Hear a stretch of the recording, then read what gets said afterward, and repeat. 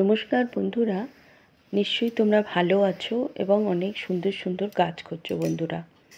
এই সময় যেহেতু আমরা অ্যাডেনিয়ামের কাটাই ছাঁটাই করে নিচ্ছি, আগের ভিডিও তোমাদেরকে দেখিয়ে দিয়েছিলাম কিভাবে তোমরা শিকড় কাটবে এবং কোন কোন ডালগুলো তোমরা কাটবে। আমার এই গাছটি একটু খুবই ছোট গাছ। এই গাছগুলোর মতন অত বড় গাছ না, খুবই ছোট গাছ এবং গাফটিং গাছ।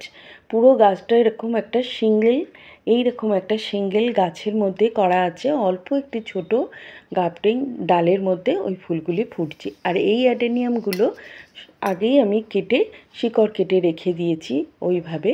আর এই গাছটি ছোট বলে আমি কাটিনি বন্ধুরা, তোমাদেরকে শুধু দেখিয়েছিলাম। এই গাছটি ওই জন্য কোনো কাটিও নি এবং শুধু একটু মাটি আমি বদলে দিয়েছিলাম। আর এই গাছে দেখছো যে এইখান থেকে গাফটিংটা শুরু হয়েছে, শুধু এই ডালটুকুই এই যে সিঙ্গেল যে অ্যাডেনিয়াম তার মধ্যে তৈরি করা, আর শুধু একটা ডাল গাফটিং করা এই থোকা ফুলটা হয় বন্ধুরা। অ্যাডেনিয়াম অনেক রকম হয়, গোলাপের থেকেও সুন্দর এক একটা ফুলের কালার বা ফুল হয়। মরু গোলাপ যেহেতু নাম, তাই এই অ্যাডেনিয়ামের পরিচর্যা অনেকটাই মরুভূমির মতন, জল কম লাগে। আমি তো আগেই বলেছি ভিডিওয়ে। আজকে তোমাদের দেখিয়ে দেবো যে কীরকম মাটিতে তৈরি করে কীরকমভাবে আমি গাছটি বসাচ্ছি। একটি গাছ বসিয়ে দেখিয়ে দেবো বন্ধুরা। আর এই গাছটি আমি রেখে দিই তাহলে। আর এই জন্যেই আমি এই গাছটি তোমাদের কাছে এনেছি যে এটি ছোট গাছ না করলেও হয় বন্ধুরা। এবার দেখো, এই মাটিটা যে নিয়েছি সম্পূর্ণ দোআঁশ মাটি, এবং এর মধ্যে বলতে পারো অনেকটাই বালি মেশানো আছে, যেটা আমরা বিল্ডিং তৈরি করি সেই বালি। আর তার সাথে আমি আরও কিছুটা ওই বালি আর নিমখোল মিশিয়ে দিলাম বন্ধুরা। এই মাটিটা আমি অনেকটা রৌদ্র দিয়ে রেখেছি। এবং কি আর এই মাটির মধ্যে দেখো, এটা দিচ্ছি গোবর সার, ভার্মি কম্পোস্টও তার বদলে দিতে পারো। এটা পুরনো গোবর সার আমি এটার সাথে মিশিয়ে দিলাম বন্ধুরা। হাড় গুঁড়ো শিংকুচি দিলে তোমরা আগে থেকে সেটা একটা জায়গায় মিশিয়ে রেখে দিও। আমি এই যে জিনিসটা তোমাদের দেখাচ্ছি, এটা যে খোল, নিম খোল নয়, এটা সর্ষের খোল। একে জলে ভিজিয়ে রৌদ্রে শুকিয়ে রেখেছি।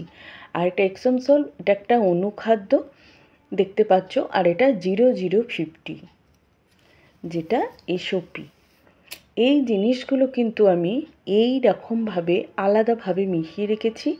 আর এর সাথে আছে দেখো, সুন্দর করে আমি আলাদাভাবে এই অল্প মাটি দিয়ে, আর লাল লাল যেটা দেখছো ওটা হচ্ছে জৈব পটাশ। এখন বাজারে পাওয়া যায়, ফুল ফল আনতে সাহায্য করে।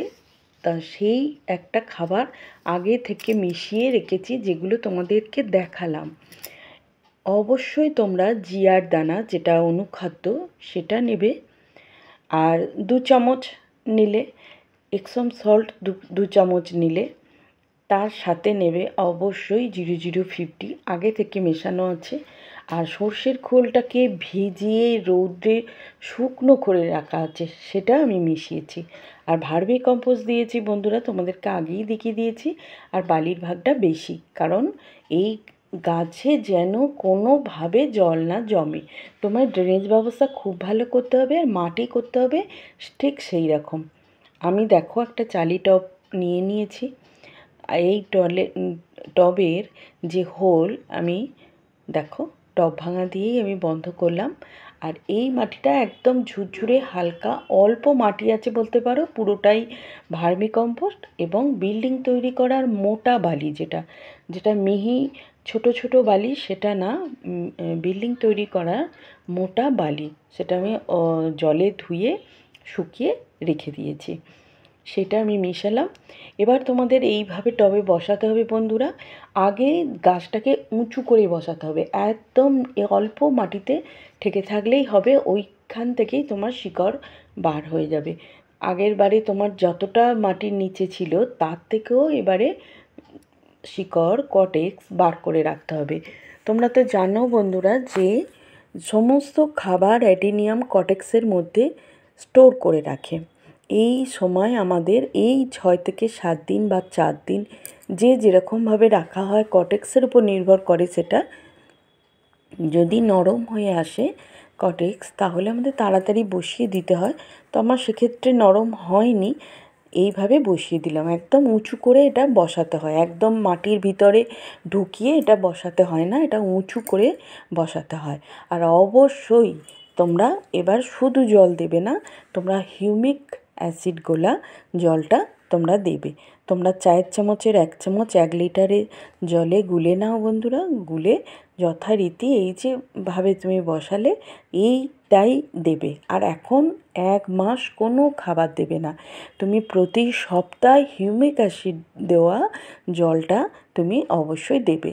তার মধ্যে একদিন তুমি ফাঙ্গিসাইড দেওয়া জল দিতে পারো, কিন্তু এখন কোনো খাবার, এই যা মাটিতে খাবার দেওয়া আছে, যেভাবে খাবার আমি আগে থেকে মিশিয়ে মাটিতে রেখে দিয়েছি, যেদিন শিকড় কেটেছি সেই দিনই মাটি তৈরি করে রেখে দিয়েছিলাম, এই খাবারগুলো তোমাদের দেখালাম, কিন্তু ওগুলো আগে থেকে মাটিতে মেশানো। আর হিউমিক অ্যাসিড দেওয়া জল দিয়ে দিলে অবশ্যই গাছে শিকড়ে, কারণ এই যে খাবারগুলো দিলে তার জন্য শিকড় আরও তাড়াতাড়ি বৃদ্ধি পাবে, শিকড় বার হবে এবং খাবারগুলো হজম করতে সাহায্য করবে। আর যে ডালগুলো তোমরা কেটেছো আমি মাটির জলের মধ্যে বসিয়ে রেখেছি, দেখছো ফাঙ্গিসাইড ভেজানো জলে, এইগুলো কোনো রুট হরমোন লাগিয়ে তোমরা বালির মধ্যে দিয়ে ছায়াযুক্ত জায়গায় রাখো বন্ধুরা। এ থেকেও তোমরা প্রচুর গাছ করে নিতে পারবে এবং সবাইকে তোমরা দিতেও পারবে। আমি তো তাই করব, তোমরাও করো। অতি সহজে অ্যাডেনিয়াম গাছও তৈরি হয় অ্যাডেনিয়ামের ডালের কাটিং থেকে বন্ধুরা। এইভাবে তোমরা 1 মাস কোনো খাবার দেবে না, তারপর একটা খাবার দিতে হয় বন্ধুরা, সে ভিডিও পরে নিয়ে আসবো। আর এই গাছটি যেহেতু আমি তোমাদেরকে আগে থেকেই বলছি যে এর কোনো আমি এই গাছের শুধু মাটিটা একটু অল্প বদলে দিয়েছি, এই গাছটা আমি কিছু করিনি, কারণ এই গাছটা খুবই ছোট। যদি ছোট গাছ এরকম থাকে তোমাদের রিপোর্টিং না করলেও হবে, ডাল না কাটলেও হবে। কটেক্সের জন্যই আমরা এটা করি, যার কারণ কটেক্স মোটা করার জন্য।